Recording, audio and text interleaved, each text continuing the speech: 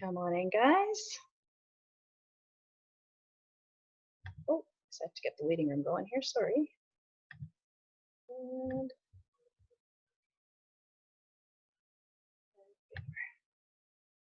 all right, come on in, everyone. Hope everyone's doing good today. Just gonna get your PowerPoint ready to go.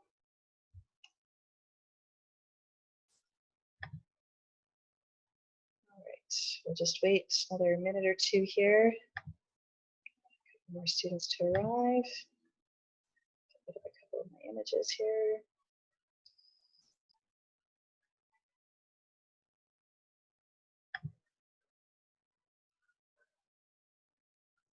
All right, not quite 2 o'clock by my clock yet.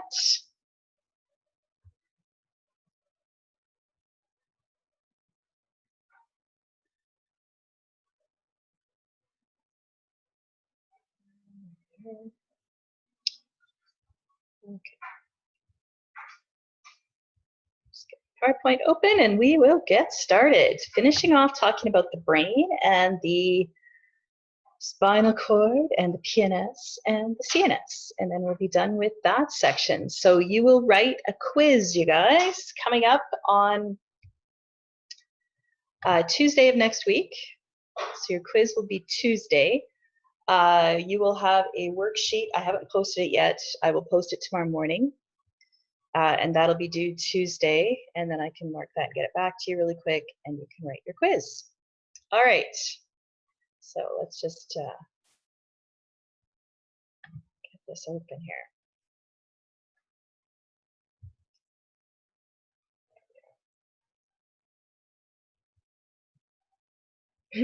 Excuse me. All right, so we'll just look at this.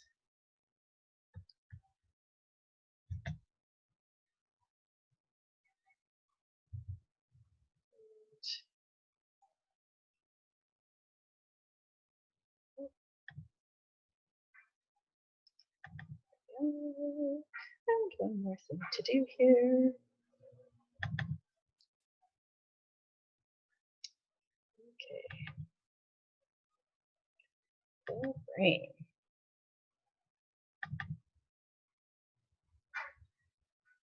All right.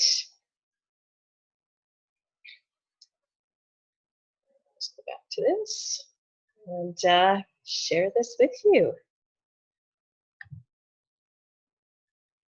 As I'm just getting this ready to share, if this ever opens up for me here, don't forget, you guys, that it is a long weekend, meaning that we don't have classes on Friday and we don't have classes on Monday. So Friday is a PD day and Monday is Victoria Day.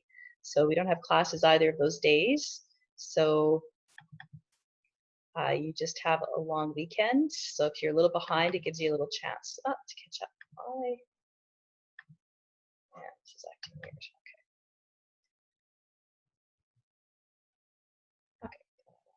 Finally. Okay.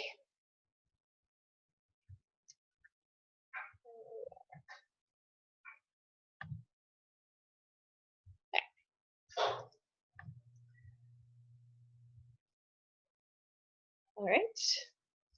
Let's keep on keeping on here. Up here. And we'll just slide this along here. I opened 2 or 3 versions of this PowerPoint, so that'll make things go nice and fast.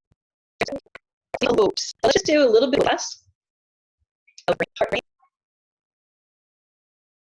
Okay, so the brain is divided into a left hemisphere and a right hemisphere.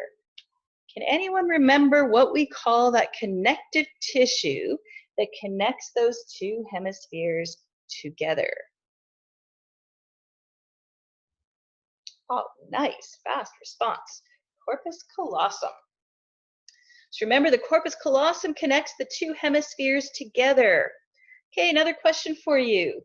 When we take a look at the cerebrum, so we see that here in this nice colorful image here, we have all of these, whoops, that's not there, I didn't watch. We have all of these convolutions, the up pieces and the down pieces. What is the point of having all of these convolutions in the cerebrum? Give me a couple words there. What is the point of it all? Excellent, thank you, Eric. Thank you, Ava. Increases surface area, absolutely. So causes increased surface area, okay? Otherwise, we would have to have this ginormous head, right?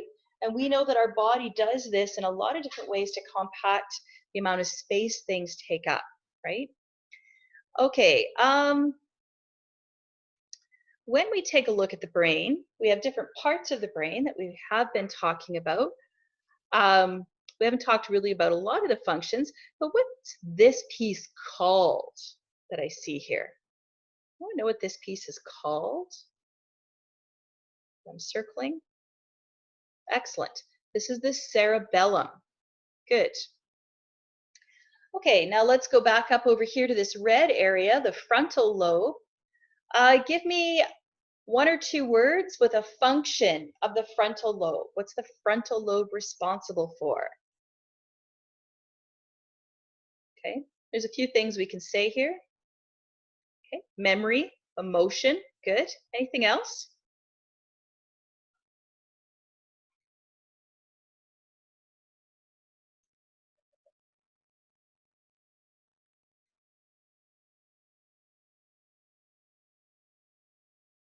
Excellent. Muscle movement, personality.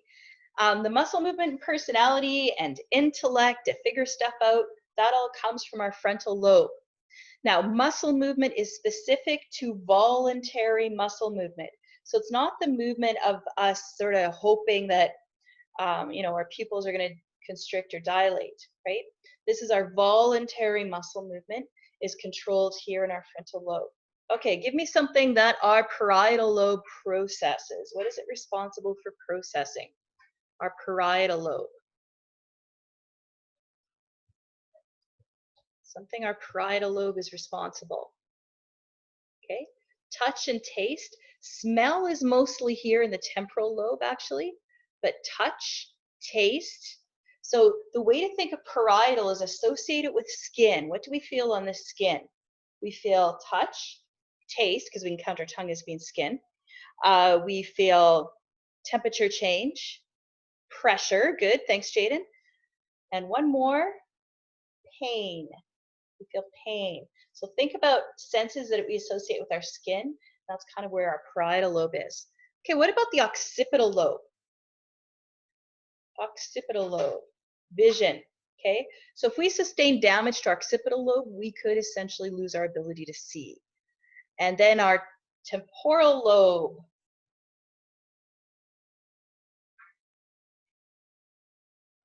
Temporal lobe, hearing. Temporal lobe is most strongly associated with hearing, although there is a cortex there for smell as well. Okay, all right, so we're going to just watch a little video, and this video is on a case study that has been done, it's an incident that happened over 100 years ago, I believe, and it's about an individual called Phineas Gage. So we're going to just watch that and then talk about it a little bit. But it would be easier for us to watch a short little video about him. So we'll go over here. I will change my share.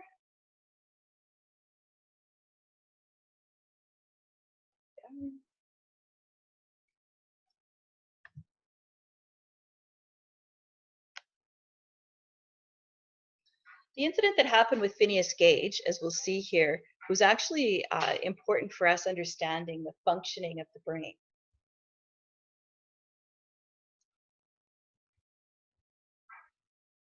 Just open this up.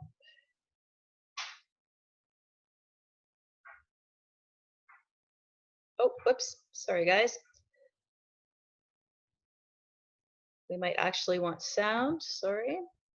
Let's try that again. I felt like I did the responsible thing. I went. There we go. 1948, a 25-year-old Phineas rock make way for a road track on the Gage's explosive powder tamping iron ignited the powder, driving the iron straight through Gage's skull. It entered under the left cheekbone and exited completely through the top of the head, and was later recovered some 30 yards away, smeared with blood and brain matter. To have an idea of the extent of damage this iron would have caused, you need to realize its size. The tamping iron was 3 foot 8 inches, that's 1.11 meters in length, and 1.25 inches, that's 3.18 centimeters in diameter at one end, and tapered over a distance of about 1 foot to 0.25 inches or 0.6 centimeters in diameter, and it weighed approximately 13 pounds or 6 kilograms. After the rod passed through his head, it is not known whether Gage lost consciousness, but within minutes of his injury, at the astonishment of the men on his crew, he was walking and talking and sat upright in an ox cart for the 3/4-mile ride to his house, where he was attended to by Dr. Edward H. Williams, who described the situation.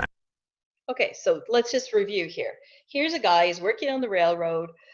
He tamps down a little too much on some explosives. This tamping iron shoots up through here, comes out of here. It's like 3.5 centimeters in diameter, okay, at its thickest point. It's about 6 kilograms, and it shoots up and it ends up 30 feet away from him. He gets up and walks away. As such, when I drove up, he said, "Doctor, here is business enough for you. I first noticed the wound upon the head before I alighted from my carriage, the pulsations of the brain being very distinct. The top of the head appeared somewhat like an inverted funnel, as if some wedge-shaped body had passed from below upward. Mr. Gage, during the time I was examining this wound, was relating the manner in which he was injured to the bystanders. I did not believe Mr. Gage's statement at that time, but thought he was deceived. Mr. Gage persisted in saying that the bar went through his head. Mr. G got up and vomited. The effort of vomiting pressed out about half a teacupful of the brain, which fell upon the floor." By evening, Dr. John Martin Harlow had taken over the case, and it was his notes of observations about Phineas's injury, subsequent recovery, and personality changes that provided evidence that the frontal cortex is involved in one's personality. The initial treatment of Phineas's physical injuries included cleaning the wound by removing small fragments of bone and replacing some of the larger fragments that were still attached but displaced. The large wound at the top of his head was closed with adhesive straps and covered with a wet compress to allow the wound to drain into the dressings. Within days, his exposed brain became infected and he fell into a semi-comatose state. To his family's relief and surprise, he actually recovered. Not long after that, Dr. Harlow had to release 8 fluid ounces of pus from an abscess under George's scalp. Despite all of this, only 3.5 months after the accident, Phineas Gage was leading a seemingly normal life, contrary to many outlandish accounts that soon popped up, most of which have been dismissed as myth due to a complete lack of evidence. However, those closest to him did notice slight changes in his personality and behavior. In 1868, in a report published in the Bulletin of the Massachusetts Medical Society, Dr. Harlow wrote, "His contractors, who regarded him as the most efficient and capable foreman in their employ previous to his injury, considered the change to his mind so marked that they could not give him his place again. He is fitful, irreverent, indulging at times in the grossest profanity, which was not previously his custom, manifesting but little deference for his fellows, impatient of restraint of advice when it conflicts with his desires, at times pertinaciously obstinate yet capricious and vacillating, devising many plans of future operation, which are no sooner arranged than they are abandoned in turn for others appearing to be more feasible. In this regard, his mind was radically changed, so decidedly that his friends and acquaintances said he was no longer Gage." Not the Okay, so he started off being very intelligent, being able to be a foreman of an operation. He started off with all of these abilities. He was a kind, timid person, and he turned into kind of a jerk. Now, if you didn't know Phineas Gage before, you would have thought, okay, this guy is a jerk, always been a jerk, is a jerk, right? But people who knew him knew that he wasn't the same, did not have the same personality, and the damage was to his frontal lobe. Same man he used to be and denied employment by the railroad company who used to see him as an efficient and capable foreman. He worked for a short time at a livery stable in New Hampshire, among other odd jobs. He then spent 7 years as a stagecoach driver in Chile until his health began to deteriorate. Evidence uncovered very recently, in 2008, seems to indicate that before his demise while working in Chile, Gage had recovered most, if not all, of his former social skills and was otherwise a pretty normal guy at one point. Once his health declined, he moved to San Francisco with his mother, where, after suffering a series of epileptic seizures, he died on May 20th, 1860, at the age of 36, almost 12 years after his accident. It wasn't until 1866 that Dr. Harlow, who'd thought he would never hear from Phineas again, learned of his death. At his request of the family, Phineas's skull was... Okay, so... I really hope you found that video interesting. If you did, please do hit that. Okay, so we'll stop there.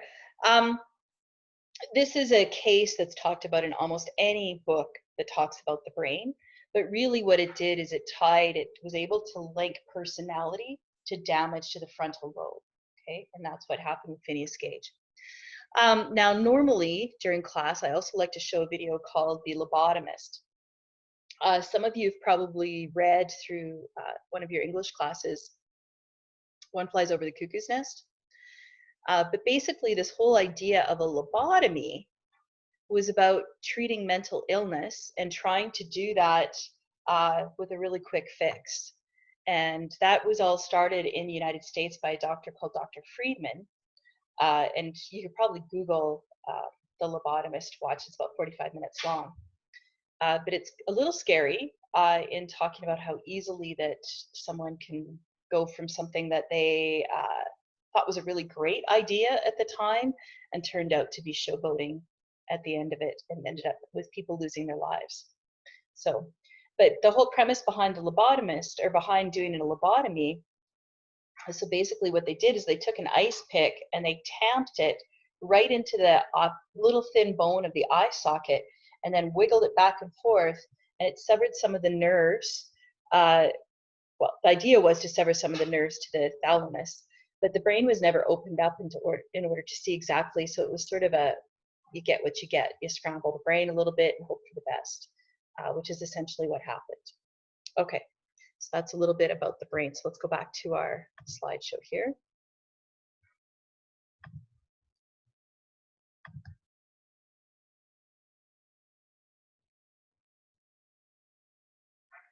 Oh, absolutely, Larkin. It's so important.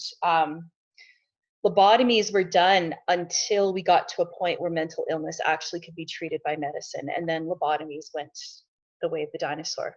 But really, there was no other way to deal with a loved one who had severe mental illness. So this was sort of thought of as a godsend, and people never questioned their doctors back then either, so they just did whatever the doctor said, and if they recommended this, then they just did it. But to empathize with the family members, if you had a family member who is day in and day out smacking their head against a wall and you couldn't stop them, and you were promised to have a procedure done that would stop them from injuring themselves, you might say yes to that procedure because there really wasn't any other alternatives. So absolutely, modern medicine has saved us from a lot of that. Okay, so let's go back to this. Not sure why this isn't, okay. All right. Okay, so the thalamus, as part of our brain, is the gatekeeper. So really what it does is sensory messages have to pass through the thalamus in order for it to get to our cerebral cortex so we can sense it. So that's a relay center of our brain. So it relays sensory messages from the spinal cord to the cerebral cortex. And then motor impulses are going to come from our cerebral cortex. So we want to remember that most of our sensory messages are going to go to that parietal lobe if it's something that's associated with touch, taste, temperature change, those types of things, right? If it's associated with our vision, then it's going to go to our occipital lobe. If it's hearing and smelling, it's going to go to our temporal lobe. And then if we look at motor impulses, they're going from our cerebral cortex to our spinal cord, and they're going to pass through the thalamus to get there. And remember, our motor messages for voluntary muscle movement are going to go up here to our frontal lobe.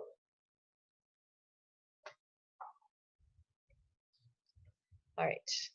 The hypothalamus we've already talked about when we did the endocrine unit, connects to the pituitary gland, so it unites our nervous system and our endocrine system in that way. Controls our internal environment of our body, does this with a few things. So part of our basic drives come from our hypothalamus, our urge for hunger, our urge for thirst, our urge for sex, our urge for rage. And these are all survival instincts, right? We get hungry because our body needs food, right? We sometimes mistake appetite for hunger, but you know, we get truly hungry when our body needs food. Thirsty. Sex is because we need to propagate our species, and rage is to protect ourselves, right? Also controls blood pressure, right? So remember, ADH is produced by the hypothalamus.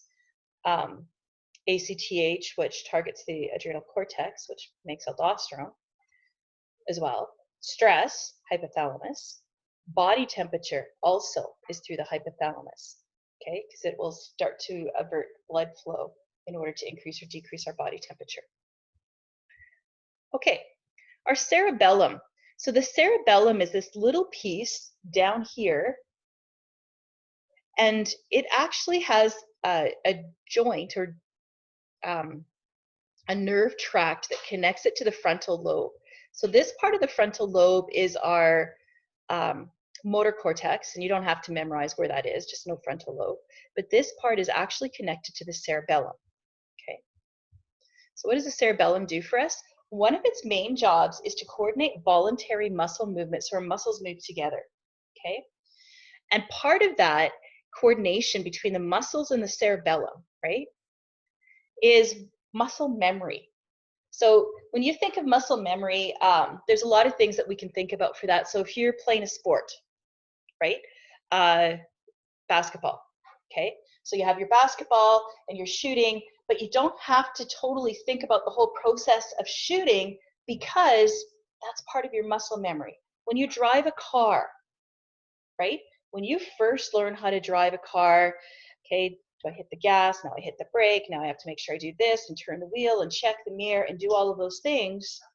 Eventually those movements are almost this memorized sequence of events that you do. That's our muscle memory, okay? So muscle memory, all of those types of things that we do that we don't really have to think about anymore, but they're voluntary muscles, so it's not like an autonomic function, but our cerebellum helps to coordinate that, okay? So what I often do with students in class at this point is I toss keys and I have someone collect those keys.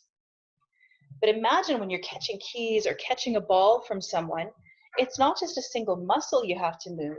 You need to be able to calculate where that's going to end up, right? And then once your brain has done all those calculations of the trajectory of where it's going to be, you have to get your body to that position before it gets there. So that involves moving your legs and your back and your arms, etc., to try to get to that motion. All of those muscles are moving seamlessly together. That's because of action with the cerebellum. Okay, so these two work together as a team for our voluntary muscle movement. Okay, so our cerebellum helps to coordinate that. Also helps us to maintain our balance. So we get messages about our body position into our inner ear. We'll talk about that a bit later. Those go to the cerebellum and help us to compensate for that and maintain our balance. And cerebellum also sends some messages to our muscles that help maintain our posture and our tone of our muscles. Okay. The cerebellum is also impacted when we drink alcohol, and that's why that staggering can happen. When you drink alcohol, you lose your balance. Okay. All right, the pons. The pons relays messages between the medulla oblongata and the cerebrum, and then the cerebrum and cerebellum. Okay. So it's a little relay station.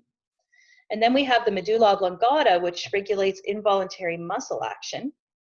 Okay. Involuntary muscle action, our heart rate, our breathing rate, the diameter of our blood vessels, whether we have vasoconstriction or vasodilation are controlled by our medulla oblongata. Our breathing rate, yes, we can hold our breath and override that for a period of time, until our medulla is like, well, carbon dioxide concentrations are too high. You got to start breathing, and then we can continue breathing.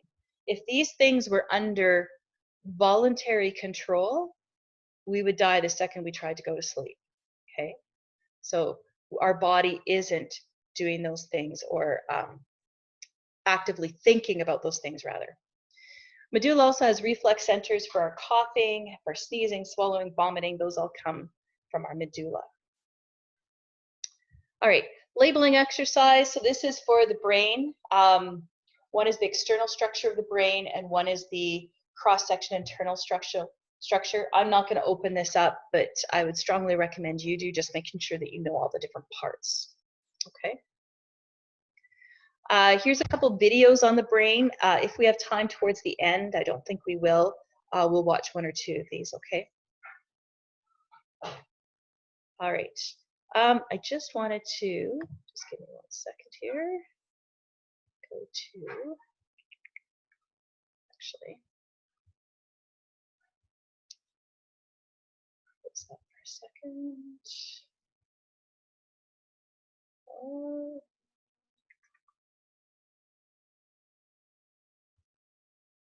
To show a picture.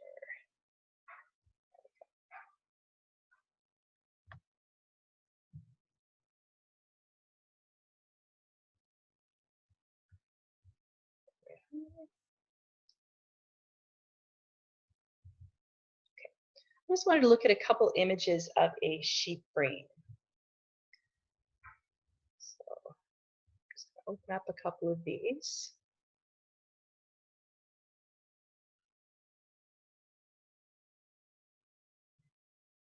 Or not.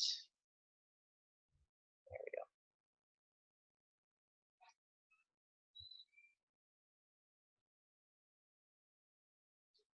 All right. This is trying to work very slowly.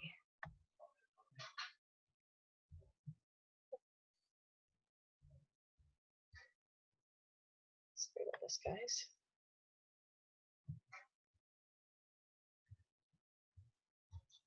Okay. All right, it doesn't seem to want to work the way I want it to. Okay, we're just going to try this one more second. Sorry, guys, bear with me. Here we go. Photos. That's what I wanted. Okay, I just want to take a look at this cross section of a sheep brain and just talk a little bit to you about this. So I'm just going to put the spotlight on because we don't get this opportunity.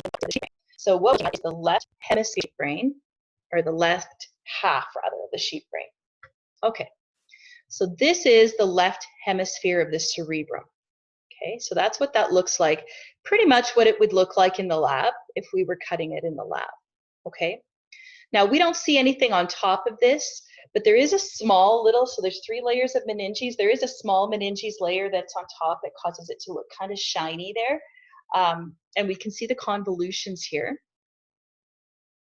Now, what do you think this part is that we see in that half of the brain? Any ideas what this part would be?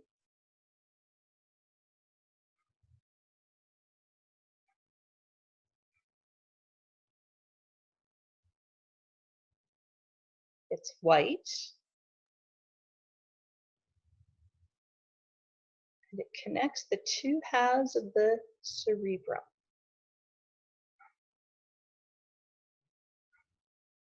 There we go, the corpus callosum. Okay. All right, so that's the corpus callosum. We see some gaps here. These little gaps are referred to as ventricles. Now, ventricles isn't a Bio30 term that you need to know, but just so you know, there are gaps, and the gaps are filled with cerebral spinal fluid. So the brain is kind of all flushed in cerebral spinal fluid on the outside of it, between the brain and the skull with those meningeal layers, but also in all the spaces on the inside of it as well.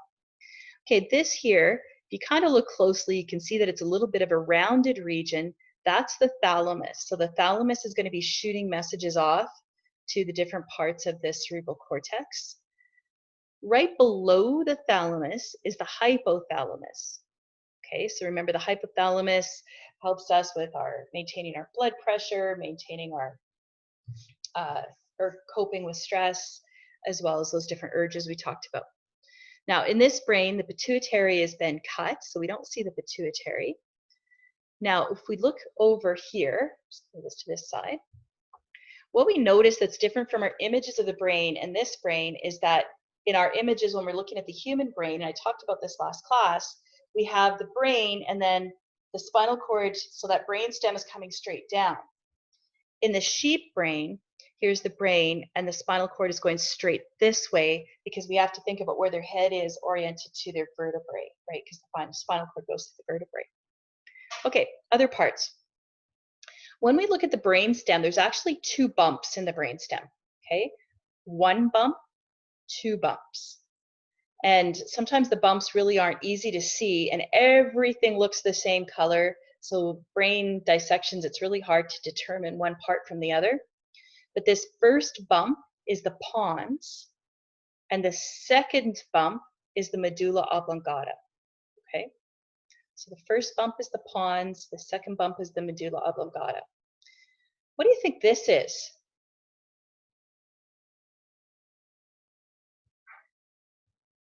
Yeah, that's the cerebellum rather.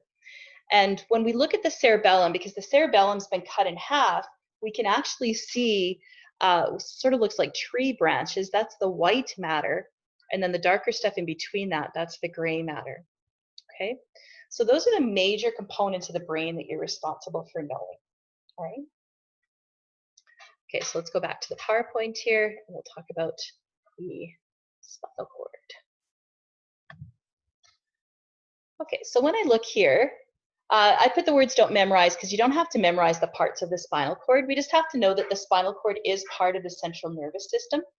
But what I like about this image is that we can see the central canal.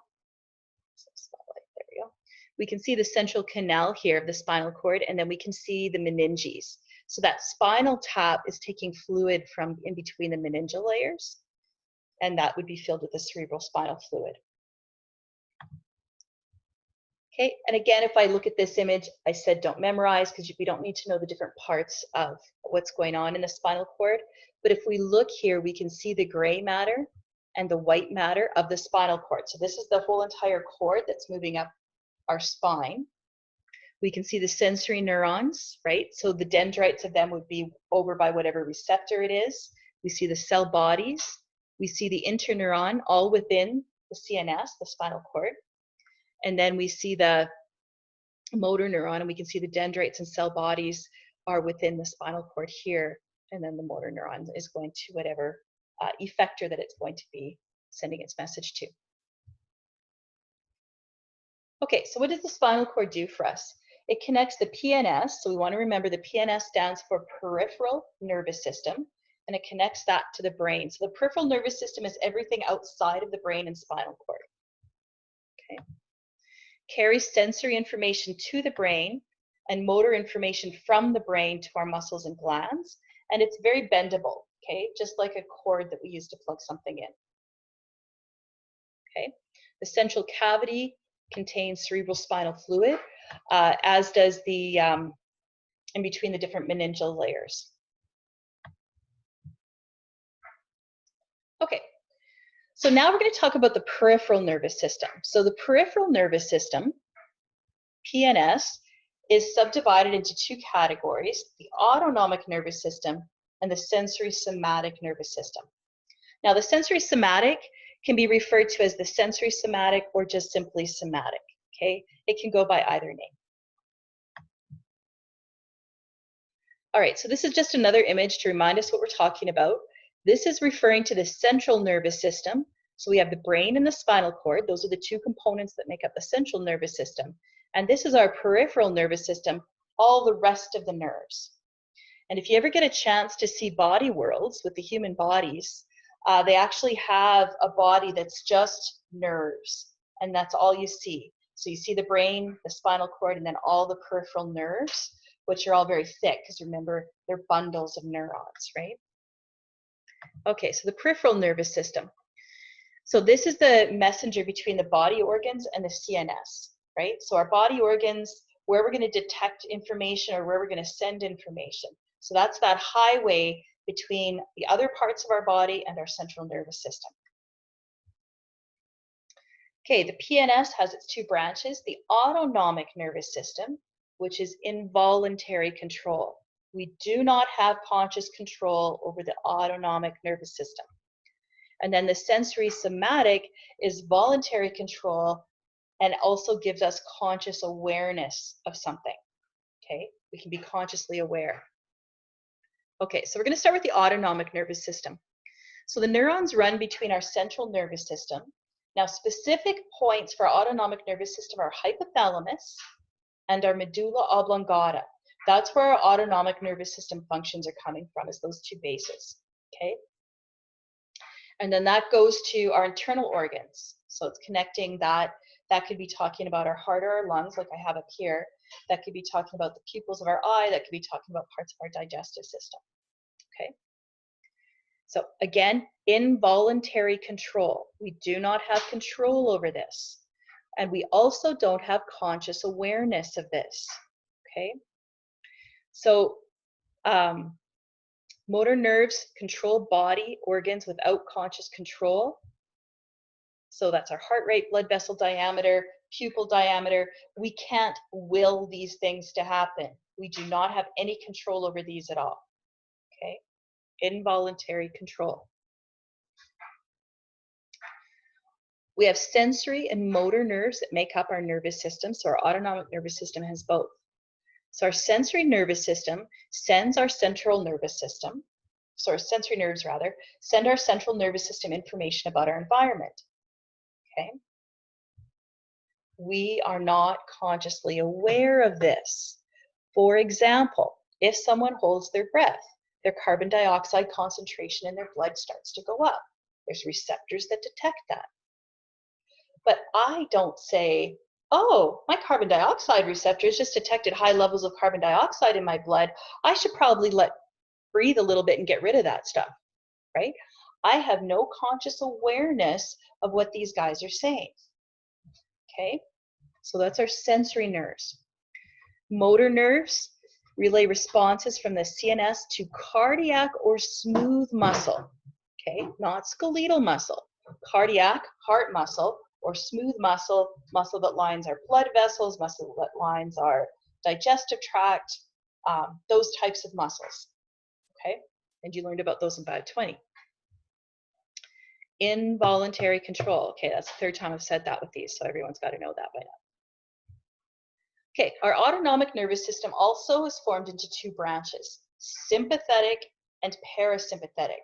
So remember what I talked about earlier when we were looking at the sympathetic nervous system, just briefly, when we were talking about our stress response, right?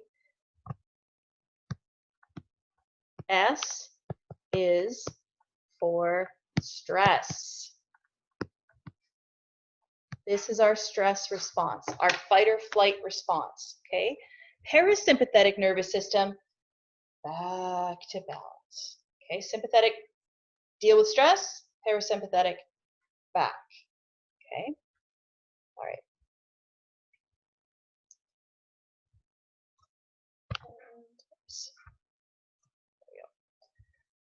Sympathetic nervous system prepares the body for stress. So that's our fight or flight. Physiological responses. How does our body respond? Well, here's something to think about. When we talked about the endocrine system, we talked about how epinephrine is released from the adrenal glands, and epinephrine, the hormone, targets all these different parts of our body and causes these responses. Well, the sympathetic nervous system, remember how that tells the adrenal gland to release epinephrine, but the sympathetic nervous system also targets all the same glands that are being targeted by the hormone epinephrine. So we get this amplified fight or flight response. It's a double whammy. Hormone response, nervous system response, all happening together, okay?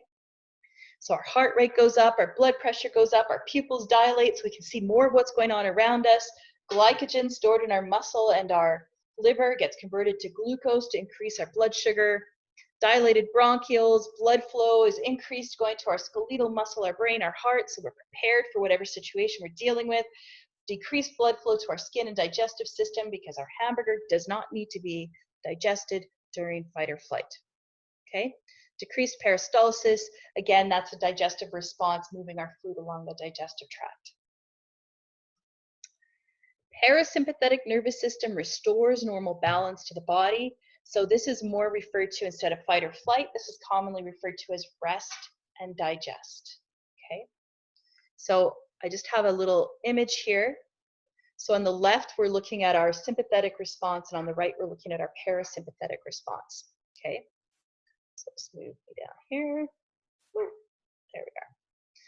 Okay, so if I take a look at the left, I'm seeing dilated pupils, parasympathetic, constricted, back to normal. Okay? Anything to do with digestion is inhibited in the sympathetic response. That includes salivation, so that's inhibited peristalsis, inhibited digestive response. Okay? Where I look over here, parasympathetic, increased salivation, increased peristalsis, increased secretion of enzymes, okay, secretion of bile, all of that has to do with increasing our digestion. Okay, relaxed bronchi, which would also include the dilation of our bronchioles, more air getting through so we can produce more ATP, where this is more constricted, back to normal. Faster heart rate, slower heart rate. Release of glucose, right? From our liver, so that's the glycogen to glucose conversion. Secretion of epinephrine, okay, so remember it's targeting the adrenal glands to release epinephrine, the hormone. Inhibiting bladder contraction, where this is causing the bladder to contract. So sometimes someone might come out of and actually what happens over here is tears get inhibited, and then tears happen with parasympathetic. So you might have someone who's in the middle of a fight or flight going through all of this, and then they start coming down. That's when they might start to cry. That's when they might pee their pants, is when they're restoring that balance. Okay? All right. Oops. Okay, so now the sensory somatic, otherwise known as somatic nervous system. I use both because I use both in the program of studies. So that is that other branch of the peripheral. So one branch of peripheral is autonomic, the other branch is sensory somatic. Then autonomic has its two branches, and then sensory somatic doesn't. So sensory somatic is made up of both sensory nerves and motor nerves. It relays information to the CNS. So our sensory nerves are taking that information from the receptors, they go to the CNS. We now are aware, right? I am aware the sun is shining. I am aware that someone has the dryer going in my laundry room, right? I have conscious awareness of these things, okay? That's part of my somatic. I am aware. Motor nerves relay responses from the CNS to the skeletal system. This is voluntary control. I am deciding to speak right now and move my arm and move my body back and forth, right? I have voluntary control over that.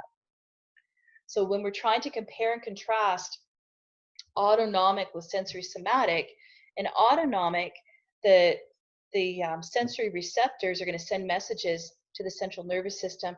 I don't know about those. Sensory somatic, I do know about those, okay? And then when I talk about motor nerves, I don't have control over how the muscles work in autonomic. In sensory somatic, I have voluntary control, okay? All right. Then if we take a look at reflexes, we do have two categories of reflexes. So reflexes are involuntary and conscious responses. Autonomic reflexes are dealing with anything associated with our autonomic system, so our smooth and cardiac muscle. So that would be like the dilation of our bronchioles when we go through fight or flight. That's an autonomic reflex. An autonomic reflex is if you shine light in your eye, your pupil constricts, right? Sensory somatic has to do with our skeletal muscles. So if I pull my hand away from a hot stove, that's sensory somatic. I have a bit of voluntary control over here. So if pulling my hand away from the stove means that I'm going to cause major injury to something else, I can actually have some control over that reaction. Okay. All right. So this is a fill in the blank activity just to get us thinking about the different branches.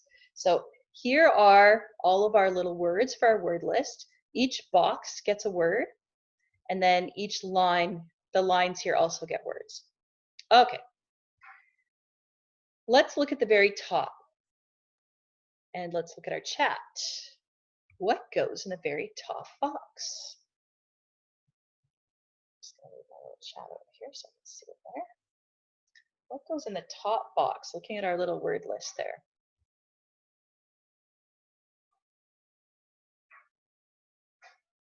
Nervous system. Awesome. Okay, so our top box is nervous system. Okay, what goes in the box? This box right here. This one.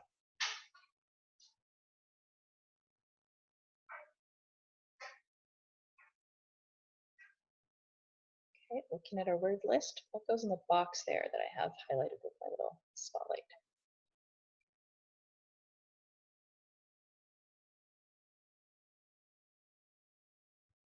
I know it's a lot harder when you don't have your notes right in front of you. What goes in this box? All these branches off of it. Any ideas? Okay, this one has to be the PNS. Okay, this one has to be the PNS here because it has all the branches. Okay, and that leaves this one as the CNS. Okay, because there's only 2 branches off of the CNS. So what goes in these 2 boxes? There's only 2 branches off the CNS, the central nervous system. So what goes in those 2 boxes?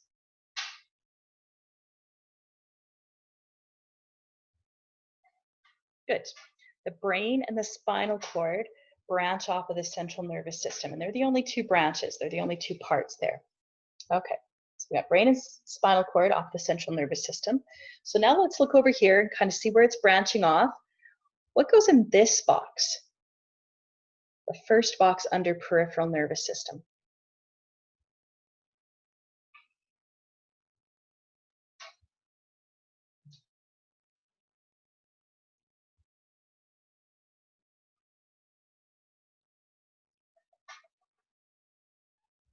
Any ideas? The first branch off of the peripheral nervous system that has its own branches.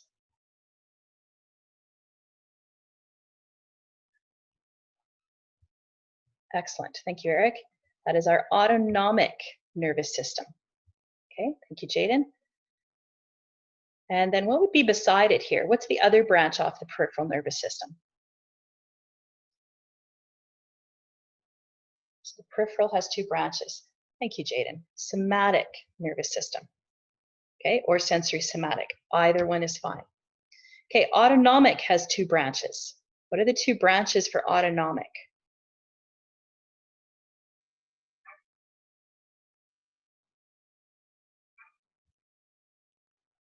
In any order, because this one doesn't matter. 2 branches for autonomic.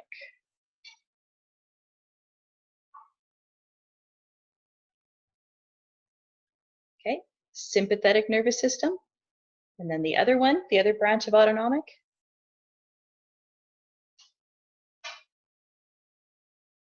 Parasympathetic. Awesome. These are long words to try to quickly type. Okay, we have 2 words left. What word goes in this blank here under somatic? So it would describe somatic. What word would describe somatic here with one of the words we have left?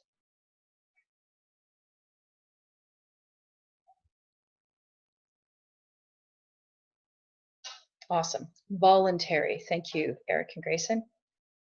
And what word would describe the sympathetic and parasympathetic? So therefore the autonomic. Awesome. Thank you. Involuntary. Good. Okay. So we want to understand all of these branches.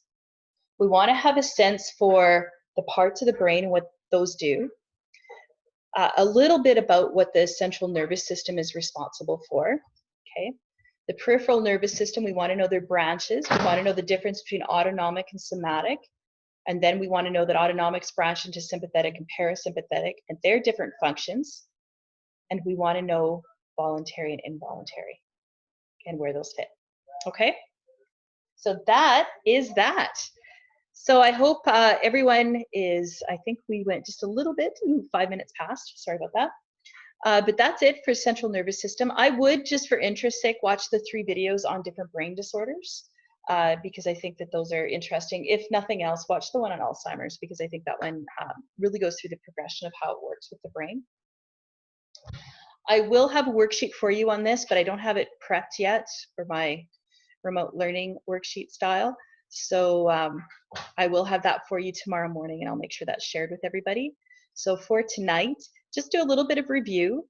You will write your quiz from Tuesday to Thursday of next week, okay? And that will be on the Neuron Work booklet and on the CNS PNS booklet, okay? Any questions before we sign off?